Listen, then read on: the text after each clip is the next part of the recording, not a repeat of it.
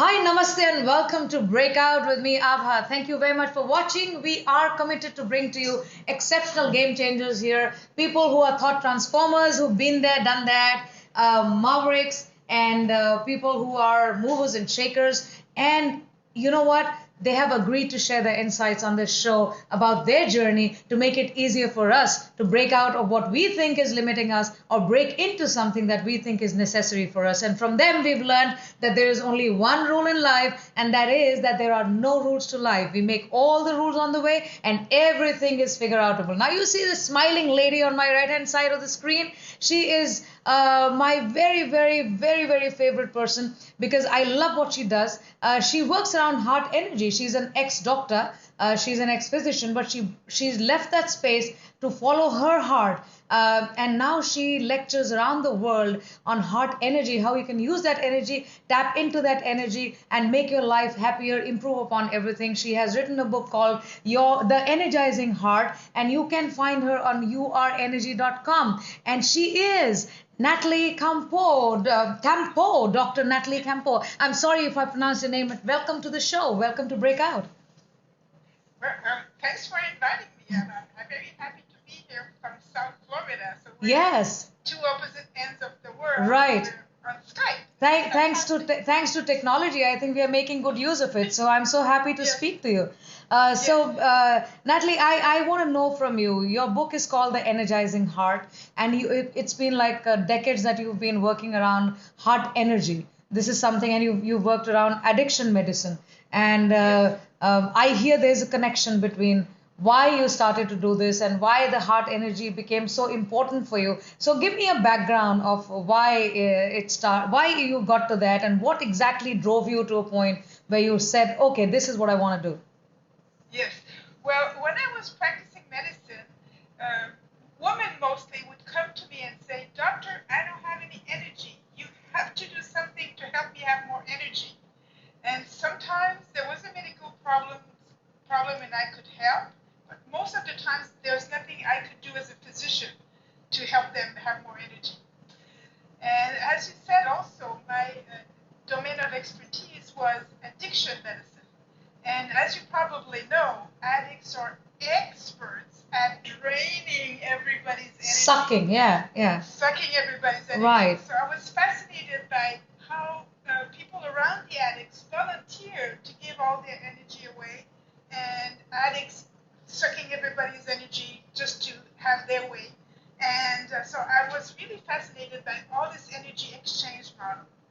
So I was, even then I was trying to help people to find a way to do what I call manage your personal energy, to help them identify what gives them energy and identify what drains the energy, so that at least they could see the pattern. Once you see the pattern, it's easier to be willing to try to change it. But even then, it's not easy. But this whole energy thing was really fascinating to me. So when I decided to opt out of the medical system, I went on a quest to find what could help people have more energy. And this is when I moved to Florida. South Florida had been coming here on vacation many, many times, and I liked my level of energy here as soon as I would step out of the plane.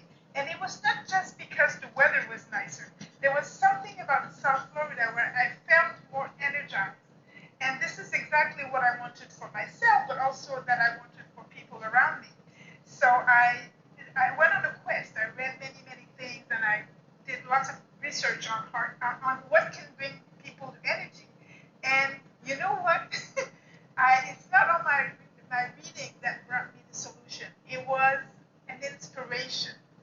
You know, life always brings you what you need at the right time. Right. At one point, I was invited by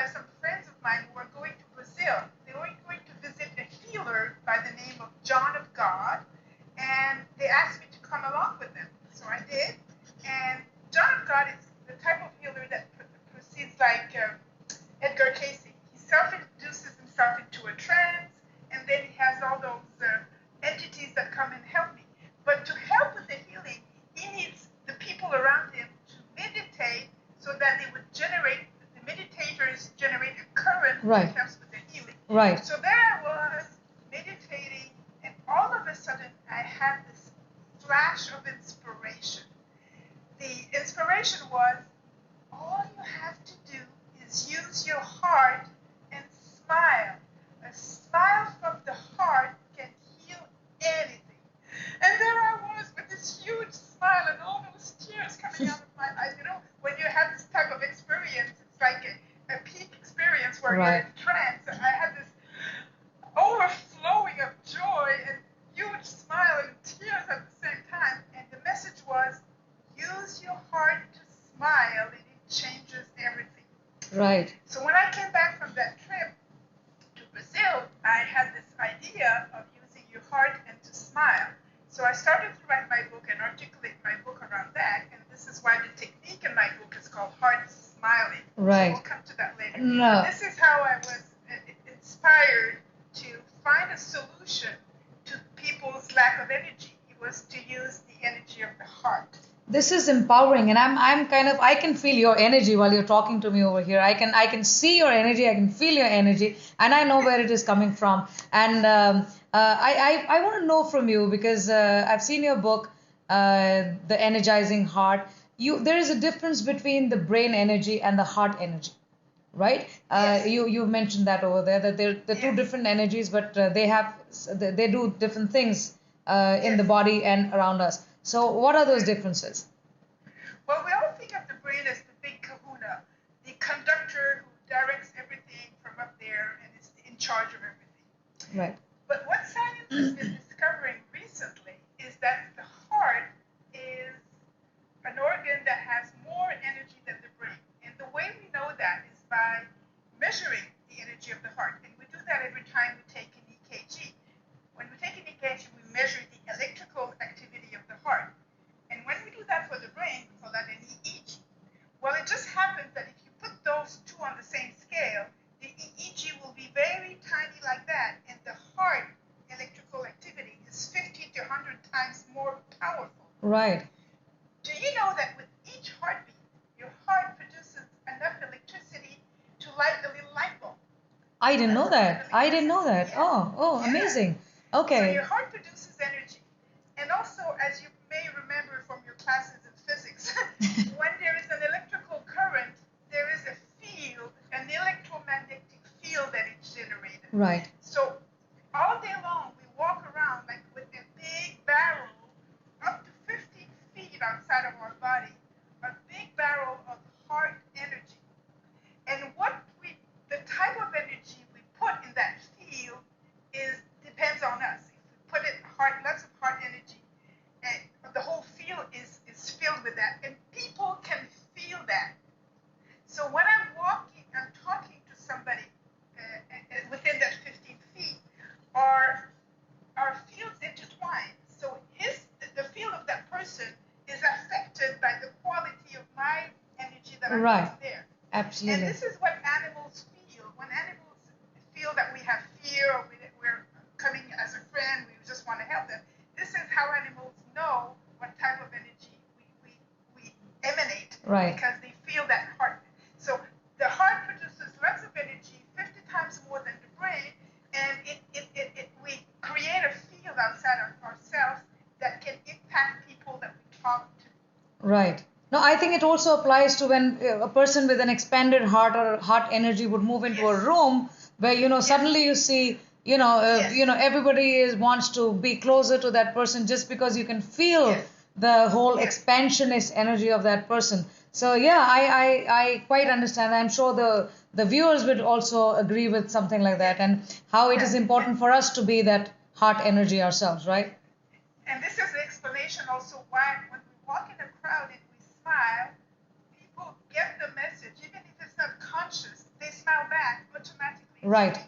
Right. So the human body is wired for communicating through the heart. It doesn't go through the brain necessarily. We're not necessarily aware of that. Yes. We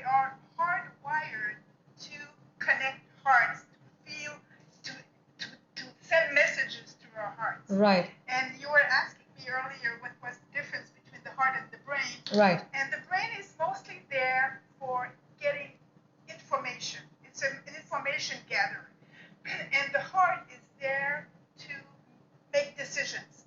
If people want to make their decision with their brain, this is how you make a decision with your brain. You make two columns, the pros and the cons, and then you try to decide, and it's very hard. Yes. When you choose with your heart, it's much easier. In my book, I give the example of what to choose, how to get rid of a low back pain. Let's say that you have a low back pain and you don't know what to do with that. And you say, well, should I go and see my physician, my acupuncture medicine doctor, a chiropractor, a neurosurgeon? What is the best resource for my low back pain now? So you use your brain and you go and assess and evaluate each of the solutions. And you ask your friends and you read online and you have all the information. And then you present all those informations to your heart. And there's always one of these options where your heart goes, yeah, acupuncture, yes, I've been wanting to try that. That feels like the loving thing to do right now. So this is how you choose. You choose with your heart. I want you to notice the phrase I just used right now. I use the phrase, what's the loving thing to do right now? Right. This is a key phrase. Everybody should have that in their daily vocabulary. We always want to say, what's the right thing to do? No. What is the loving thing? thing? Loving Wow. thing to do right now. Wow. And this is how you live with your heart. Right. What's the loving thing to do right now? Right. And That's powerful actually. That's a good question. That's a great Yes. question, in fact, to ask yourself. What is the loving thing to do right now? Very Yes. interesting. So when you say, Natalie, the heart produces energy that is 50 to 100 times more than the brain's energy. Now that's like interesting for me because I think because I live from my heart, so I know what you're talking about, so I can pretty much feel a sense of, oh my God, yeah, okay, I can do what she's talking about. So I want to know from you. There is a scientific version of it, that's heart-brain synchronization, the whole cardiac coherence thing. What is that in your book? Because that's a little bit of science there. Then we can move on to the real thing of how to use that energy. Yeah. Heart-brain synchronization or cardiac coherence is a term that explains how the brain and the heart can work together. And it's not that it's the reverse that we've thought for a long time. We've known for a long time that the brain can affect the heart. Let's say you're seeing a horror movie, your heart goes faster. But now we're learning the reverse, that the heart, which is much more powerful, can pacify the brain. And what happens is when you use your heart to produce lots of energy, it entrains your brain to go along with it. Entrain is a technical term that means that the electrical activity of your heart, let's say that your heartbeat goes like that, it entrains your brain activity to spike at the same time. So this is what we call cardiac coherence. Okay. It's a physiological state where your brain and your heart work in synchronization. In tandem. That's okay. Very interesting. All right. So if we were to talk in the layman's language, because I think I can understand some science, but not all of it. So if we were to look at it from from the perspective of how to use this energy, how to tap into this. Yes. How does the heart produce this energy? So in the layman's language, what would people need to do? Okay. In order to use the energy of your heart, now we know that it has lots of energy. What can I do with it? How can I use it to benefit it? Well, there's a technique that I developed that I describe in my book. It's called heart smiling. Heart smiling is a technique that you can do anywhere. You don't have to go in a room and meditate for 20 minutes. You can do that in the middle of the conversation. You can do that just before a meeting. You can do that just when you don't feel good and you want to change your energy. It's a technique that takes 3 seconds. The first step is you decide that you want to change your energy and you breathe from your heart. The second step is you experience one of those heart emotions. You experience like joy, happiness, generosity, appreciation, gratitude, compassion, one of those heart energies. And in my workshops, I tell people to identify triggers, images that work for them to produce that. So people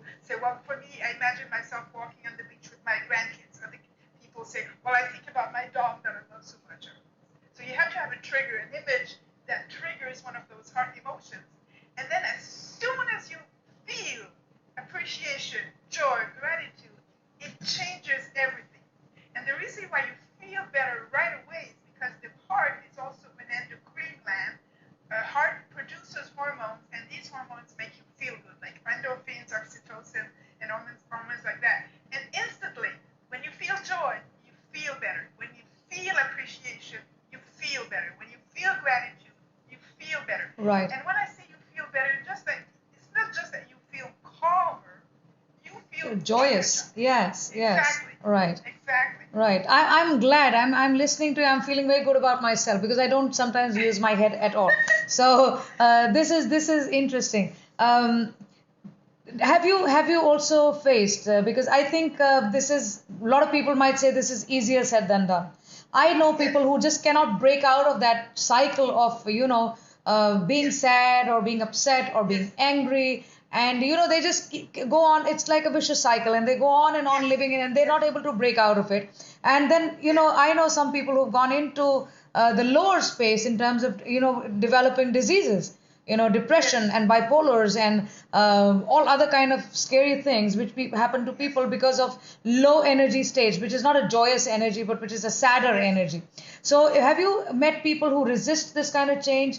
Is it easy to do? Do people say, oh, I mean, you say it's just 3 minutes, but I know a lot of people who have not done that, or who probably not do that just because they're just happier being sad.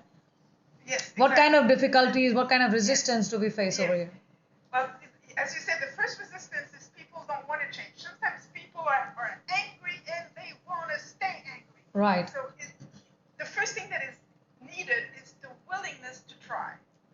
So if people are not even willing to try, it's very difficult. So sometimes I present to them very often and say, well, maybe you want to try it now. And it's not even a 3-minute thing. It's a 10-second. Yeah, it's a shift. Yeah. Yeah. And sometimes what I encourage people to do that with a physical activity. I show them some silly exercises that makes them feel joy, and then it's easier. So the first resistance is sometimes people don't want to change. So you need a little willingness. The other difficulty is something that I get. Sometimes people read my book, they understand the technique, but they don't do it because they say, this is too easy. This is like silly.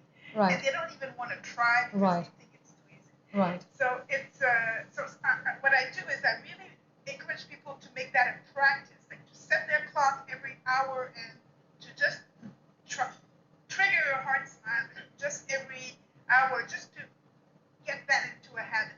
So Yes. these are the two most difficult things that I get. People are not willing to try it, or people don't even bother trying because they don't think it's. Yeah. No, I think it's just popular. It's just much more fashionable to talk negative. Yes. It's just much more.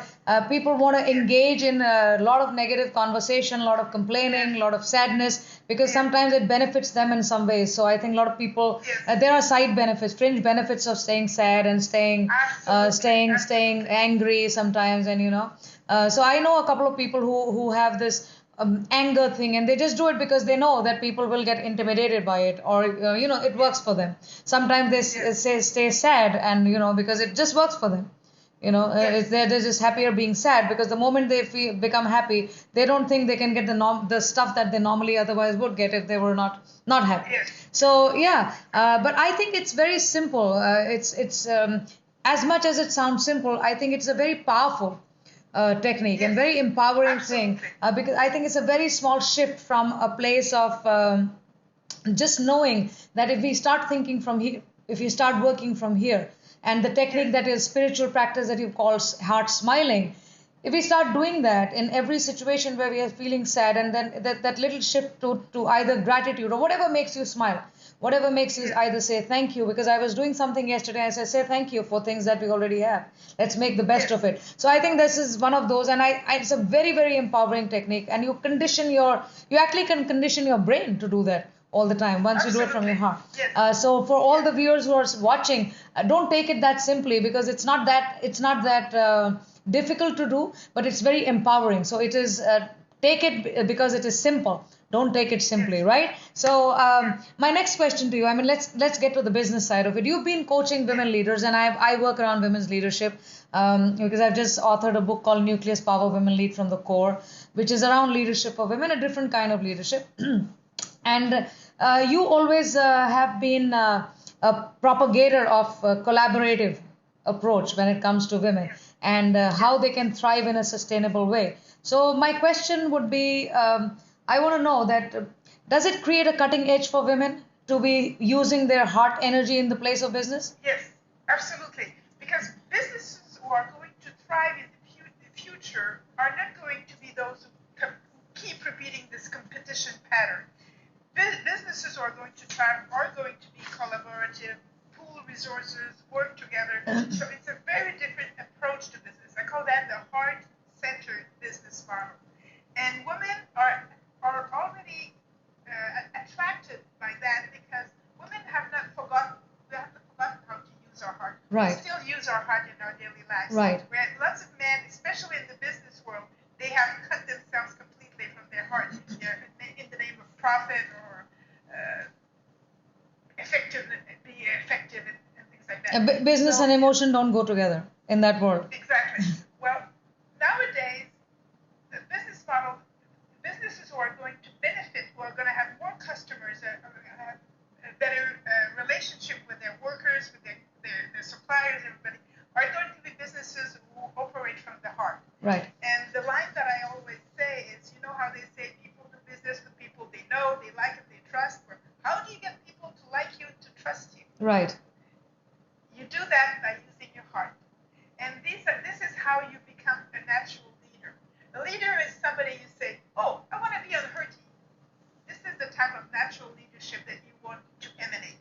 So if you use your heart, if you connect people with people from your heart, if you are a good listener, if you are understanding them, if you let them know that you care about them, if you let them know that you'll do your very best, right, they will like you. Right. Right. And then they will not want to do business with you. And trust comes after. So this is the liking part. How people get people to like you, and you get people to trust you is with results. If you deliver goods in a way that is appreciated, they will want more. So trust is gained over time. But how do you get people to like you? Is you magnetize them. You attract people right, with your right, heart because you are a loving right, business person. Right. They want it. And you don't know, there's so much lack of love in this world that as soon as one person use their heart to love, it becomes such a powerful magnet. Oh, it is. People crave so much to be understood, to be respected, to be heard. Yeah. To be heard. Yes. They know that 68% of people who quit their job do it because they say, I was not respected, I didn't feel that I was appreciated, I didn't feel I made a difference. Right. So if you work in a team, and women, it's easy for us to do that, to show signs of appreciation, right, to say thank you. Yeah, it comes, yes, as natural. I think, yes, I completely agree. So I think there's still a lot of imbalance over there when it comes to men and women and how they work and how they approach the whole way of doing business. So I'm happy. I think the strategy is about competing with men on their ground. Oh yeah, absolutely. It's about giving birth to a new model that will be successful. And right. Because of the success, there won't be any need. Like if I'm a young person and if I want to look for a new workplace, if there's one workplace where people just like all the time, right, and another workplace where you feel good about yourself, you feel appreciated, where am I going to work? Right, right. So this business model is the only model that not only that has a chance to survive, but that will be attracting more and more good workers and good customers and good people. Right. So, now, I think what basically I can tell everybody, just follow your heart. That's what Dr. Natalie says. Just make sure that you are listening to your heart. Make sure that you're smiling from your heart. Make sure that your heart works more than your head works. So I like that because I love to live like that. So very happy with that. So for all the viewers, your books, you want to show the book to them? You want to show your book? Oh, okay, never mind. So let's, the book's name is The Energizing Heart, and we can look for Dr. Natalie Campeau on youarenergy.com, www.youarenergy.com, youarenergy.com. That's where you can find out more about what she does, her work, and make sure that your heart is in place and in the right place, doing the right things and always smiling. So thank you very much, Dr. Natalie, for being here, and thank you so much for your time. I look forward to the viewers taking a look at your book, and we're going to get back to you soon for more on heart energy. and let's all spread more love. Let's all spread more and more expansionist version of who we are, and play from here. So thank you for being here. Thank you for your time, and my love to you for sharing this with us. I think it's very empowering, very, very useful. Yes, thank you so much for inviting me. Yes, Thank you. You have a heart, shine. Shine, yes, shine. Let's Loving energy. let's spread it. Let's go out and work our hearts more. Yeah. All right. Yeah, it's contagious. It is. I think love and feeling and those subtle things are always contagious, and I think women have it in them already. If we can work more on it, thanks to techniques like the kinds you brought in. So it is a level of when you elevate yourself and you elevate the world around you. So I'm quite happy with that. So I look forward to see you one more time. Next time I'll let you know when we are looking to speak more on the heart energy part. So we'll call you back. We are going to call you back. This is very nice. Thank you. Bye bye. Bye-bye.